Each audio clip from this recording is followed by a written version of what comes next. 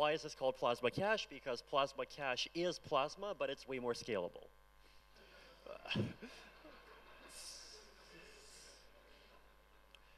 So this is not just my work. Thanks a lot to Dan Robinson and to Carl Florsch from New York City, New York.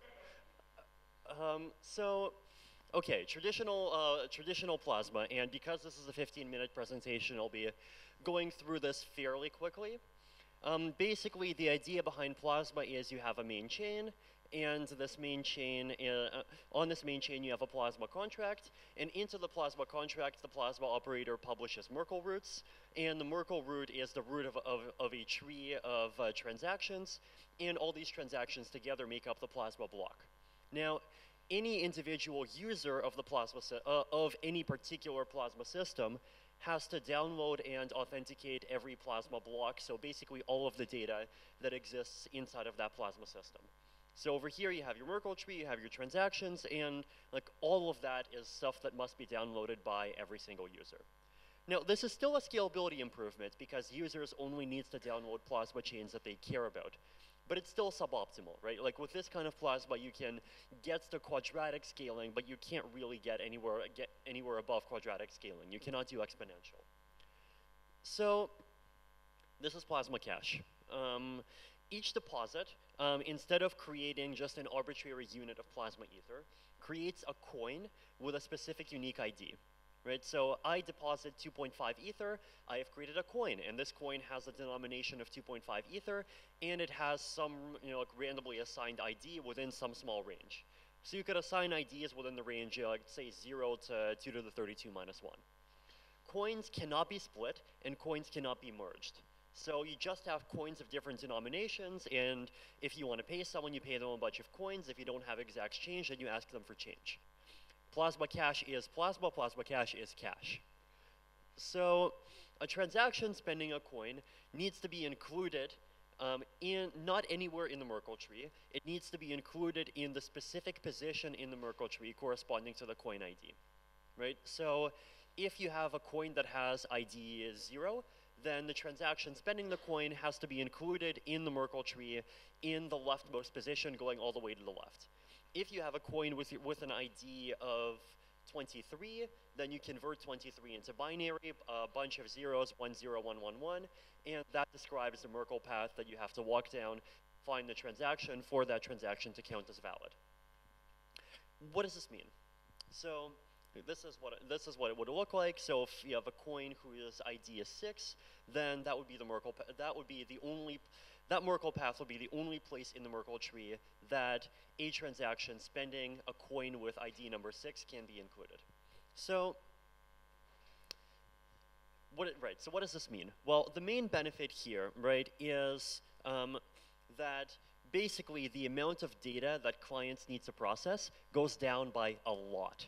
So in Plasma, or traditional kind of minimal viable Plasma, if you have a plasma chain, and this plasma chain in each block has a block size of n, and the plasma chain continues for t steps, then every user of the plasma chain has to download and process every plasma block, so the overhead is n times t.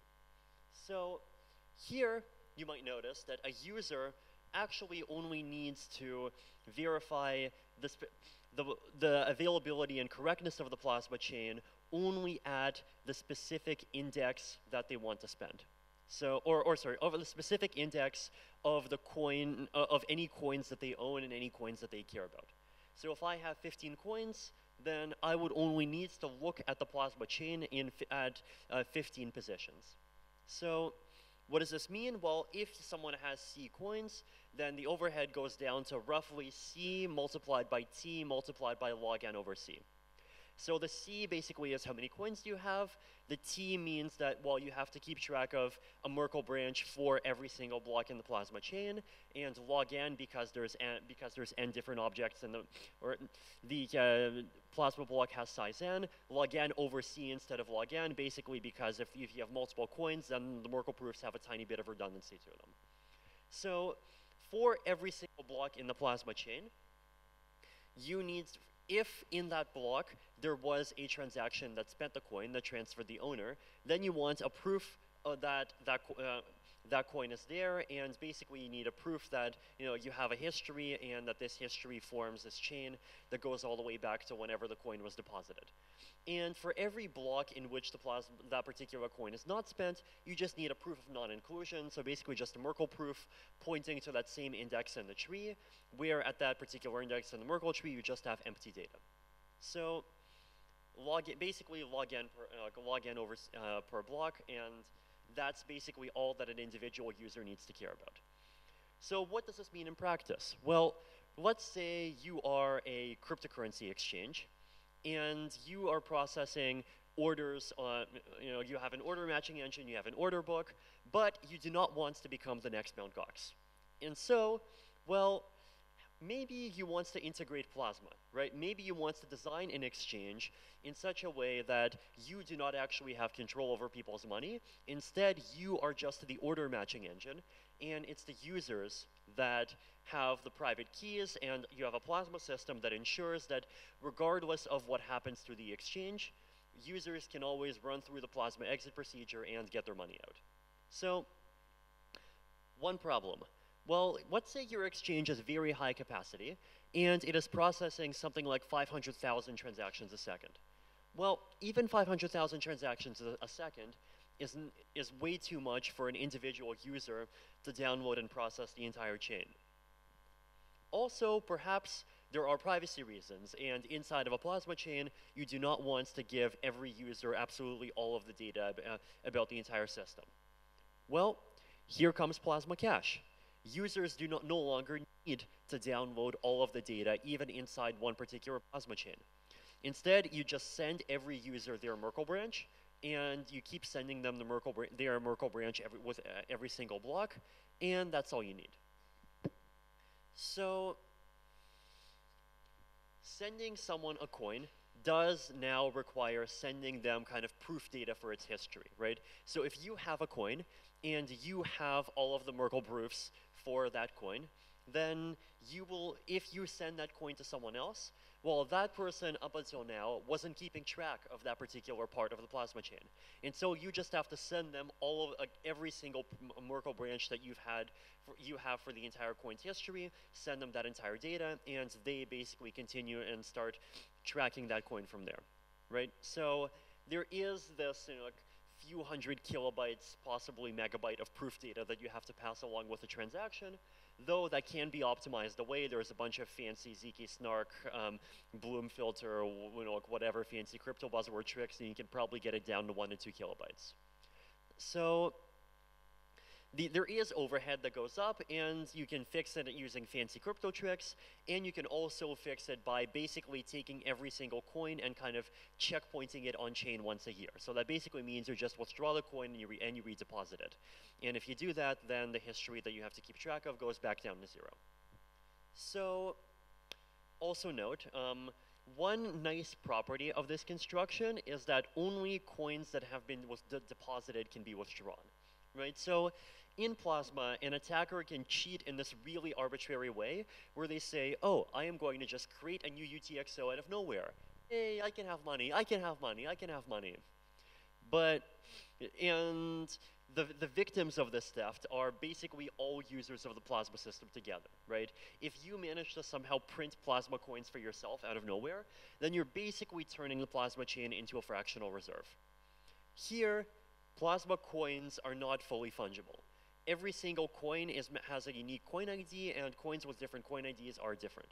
So any attempts to withdraw a fake coin, any attempts to withdraw money without authorization, actually means you're trying to steal money from a specific person, and that specific person has basically has the ability and the necessity to complain. So because of this, first of all, this is the reason why you have this greater amount of scalability, but also there's this really nice property that no mechanism is required, right? So you can just send someone a Plasma transaction, and once that Plasma transaction is put into a block, they have the money. You do not need this extra round of communication where Alice sends a transaction, Plasma operator creates a block, Alice sends a confirm message to Bob, Bob accepts the confirm message. No need for that dance. Basically, it goes down to just being one step. So exit challenge process. So here is how exiting and challenging works in Plasma Cache. So first of all, just like Plasma, if you want to exit from inside of a Plasma chain, then you have to provide a Merkle proof, just a Merkle branch of the most recent UTXO. So basically, if you have a coin and you received that coin in, let's say, block number 589, then what you need to do is you need to provide a Merkle branch, and that Merkle branch basically proves, oh look, this transaction actually was included in the correct position of block number 589. So you provide this Merkle proof. Now, then there are two ways to cheat, and there's two kinds of challenging that you can do to challenge an invalid exit. First of all, if, let's say, I have a plasma coin, and I received this plasma coin in block 589, then I sent you this plasma coin in block number 623, but then I'm going to try to double spend. So even though I already sent you the coin, I am going to still send the Merkle branch over, and I am going to try to exit. Well, you can challenge me, and you challenge me by basically just providing a Merkle proof of your transaction, so a Merkle proof of your transaction that was spending my transaction, right? So if I try to spend exit money that I no longer have, then whoever actually does have the money now has a proof that of basically when I relinquished my claim to the money, when I gave the money up, and they can submit that proof and they can cancel my exit, and if they want to, they can basically just substitute my exit with their own exit instead. Now, another thing that you can do is you can challenge with an earlier UTXO. And so the purpose of this kind of challenging is if the Plasma operator is malicious, and if the Plasma operator tries to submit an exit with a coin for which there isn't actually a kind of proper history for. If the challenger exits with an earlier UTXO, then the user has to challenge with basically some child of that UTXO that was before or at the same position as the original exit. So basically the original exiter has to prove, no, wait, this thing that you challenged is actually an earlier part of the history, and I actually know what the next step in the history is. So let's go through some examples. So first example, there is a coin, and this coin changes hands a few times, right? So let's say the second last owner of the coin tries to exit, then if the exit succeeds, then well they would manage to steal the next participant's money, right? So the next participant, so the last and actually current owner of the Plasma chain, has the ability to challenge, right? So I can exit with a Merkle proof of this, they can challenge with a Merkle proof of that. Now, so that's case one, right? So now you might notice it actually works all the way through the chain, right? So if, let's say, I try to exit with this, then, well, you can challenge by providing this, right? So if you have, part of the definition of kind of owning a Plasma coin does require you to have the coin's entire history. And so if you have the coin's entire history, and if someone provides any old spend of that coin, then you can always challenge it. So case two, let's say something like this happens, right? So here is the story. Let's say at some point in time, I received a coin. And then at some point, then very soon after, I spend the coin. But then immediately after I spend the coin, the Plasma chain operator starts going wonky, right? So immediately after I spend the coin and I send some transaction, then right at that moment, while the transaction is still in flight, the Plasma chain operator just basically starts attacking. And the Plasma chain operator creates a spend of the coin out of nowhere and then just starts spending it a bunch of times. And then the Plasma chain operator tries to exit. Well, here's how I challenge. I take that exit, and I am going to basically say, oh, well, I only know, last time I checked, I only saw this particular transaction, right? So if we assume the Plasma chain operator is an attacker, then all of this data might be unavailable, right? It might be the case that, you know, only this data is available, and so only this data was used to exit. So I'm going to challenge with this. Now, here's the problem. The Plasma chain operator is stuck. Now, why is he stuck? Well, he's stuck basically because there actually is nothing after there is nothing after this particular transaction except like this thing over here that ended up getting included much later. Right? So that by itself basically proves that this particular exit is illegitimate, and so through the challenge procedure, the attempt at exiting with this fails. Now, let's say I try to exit with my own coin. Then the person I sent the coin to can challenge me, and he can replace my exit with his own exit. But that's okay, right? If I send someone money, then, well, it's totally fair that, that they are the ones that can exit with the money, and I'm no longer the one who can exit with the money. So this is also still kind of working as intended. Let's suppose that now this guy tries to exit, and the second guy tries to maliciously challenge. And he maliciously challenges by providing this thing far off in the history. Well, if he provides this thing, then, well, guess what? I actually know what the response is, and so I'll be able to respond. If he challenges with this, then I'll be able to respond with the transaction itself. Right? So for any kind of for any legitimate exiter, they will have a way of responding to any challenge. For any illegitimate exiter, there will be a challenge that they cannot respond to, and it's always the legitimate owner of the coin who has the incentive to make the challenge. Right? So this is kind of like basically the same general principles by which Plasma works, but like in this case, it's kind of adapted to the single coin model. Now, you might notice one thing, right? And the one thing that you might notice is that if you create a story where, oh, well, I sent you this coin, and then you end up spending that coin again, and there is going to be a situation where there is a challenge that you will not be able to answer, right? So the challenge basically is that, oh, well, what if you try to exit and then the challenger provides this, right? But then that basically is why, like, before you spend a coin, why you need to actually authenticate the coins, authenticate and have the coin's entire history. So that basically is an introduction to like one simple way to make Plasma more scalable and drastically reduce its usage requirements to regular users.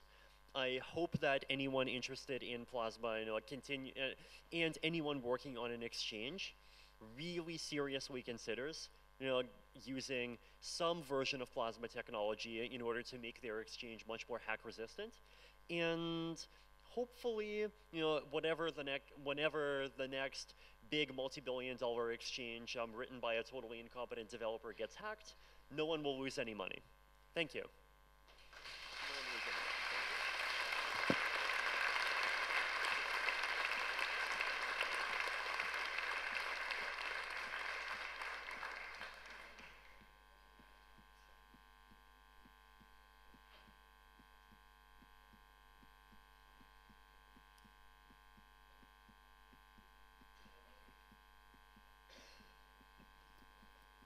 Only one or two questions.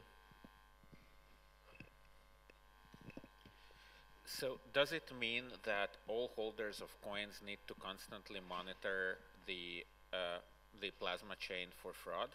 Yes. So in any Plasma construction, the owner of any coins inside the Plasma chain needs to constantly monitor. And if they detect fraud, as long as they come online within 2 weeks, and within 2 weeks they challenge any fraudulent exits, then they will be able to get their coins out.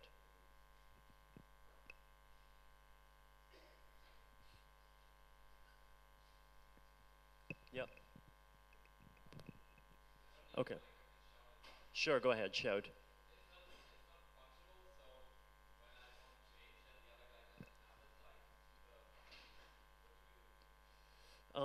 Basically figure it out and try to use some, like, well, realistically, there is probably going to be some, like, the digital equivalent of a Coinstar machine, basically, just like some decentralized exchange between low denomination coins and high denomination coins.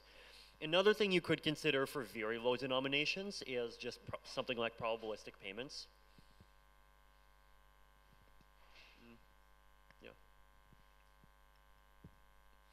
Now, keep in mind, by the way, that this is still like very new research, and this is literally from an ETH research post that we published 4 days ago. So, there are plenty of optimizations to a lot of this stuff, many of which we haven't discovered yet. Yes.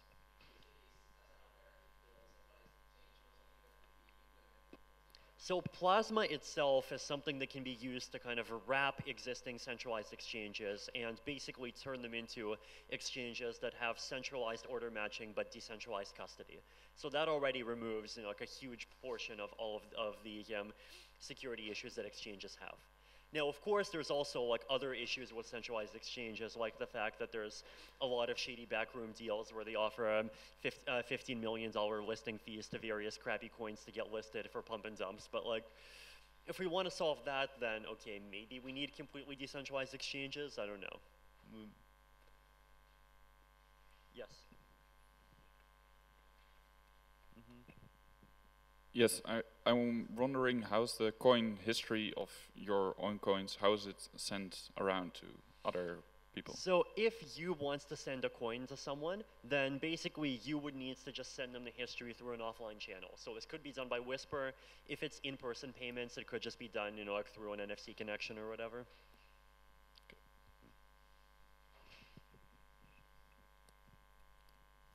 Okay, thank you.